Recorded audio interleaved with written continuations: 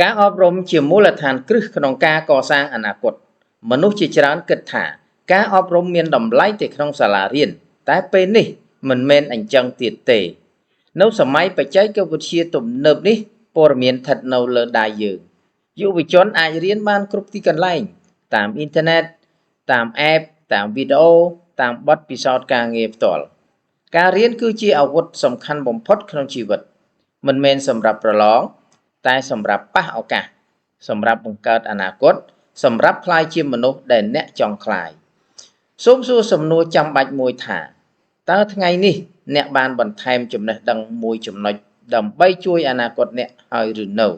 សូមដល់ជាព័ត៌មានបាទជូនដល់បងប្អូនខ្មែរយើងទាំងអស់គ្នានៅទូទាំងប្រទេសដែលមានបំណងចង់ធ្វើអាជីវកម្មជាដៃគូសហការរបស់ក្រុមហ៊ុនឬជាតំណាងចែកចាយរបស់ក្រុមហ៊ុនទោះបីជាបងប្អូនធ្វើការងារបងប្អូនរកស៊ីមុខរបរណាក៏បងប្អូនអាចមានពេលធ្វើអាជីវកម្មជាមួយរុក្ខឱសថឆ្នេរខ្មៅដែរគឺបងប្អូនចំណាយដើមទុនតិចតួចបំផុតបងប្អូនអាចចាប់ដៃគូជាមួយក្រុមហ៊ុនហើយបងប្អូនមានផលិតផលយកទៅលក់បានទូទាំងប្រទេសគឺបងប្អូនអាចលក់បានគ្រប់ពេលវេលាមិនថាបងប្អូនធ្វើការបងប្អូនដើរលេងបងប្អូនមានវត្តនាគឺមិនបារម្ភទេបងប្អូនលក់បានទាំងអស់ពីព្រោះជាអាជីវកម្មដែលយើងលក់អនឡាញដូច្នេះហើយវាធ្វើឲ្យការលក់មានលក្ខណៈទូលំទូលាយបាក់ខ្សែទូទាំងប្រទេសបានអញ្ចឹងហើយបានធ្វើឲ្យឆ្នេរខ្មៅកំពុងស្ថិតនៅក្នុងទីផ្សារមួយកំពុងតែកើនឡើងដោយសារតែវាមានប្រសិទ្ធភាពសុវត្ថិភាពក្នុងការប្រើប្រាស់ហើយនឹងលក់ដាច់ទៀតផងដូច្នេះបើសិនបងប្អូនមានចំណាប់អារម្មណ៍ទាំងជាវយកទៅប្រើប្រាស់ទាំងបងប្អូនដែលចង់ធ្វើអាជីវកម្មដៃគូសហការជាមួយក្រុមហ៊ុនសូមទៅអ្នកទំនងតាមលេខទូរស័ព្ទក្នុងវីដេអូនេះបាទសូមអរ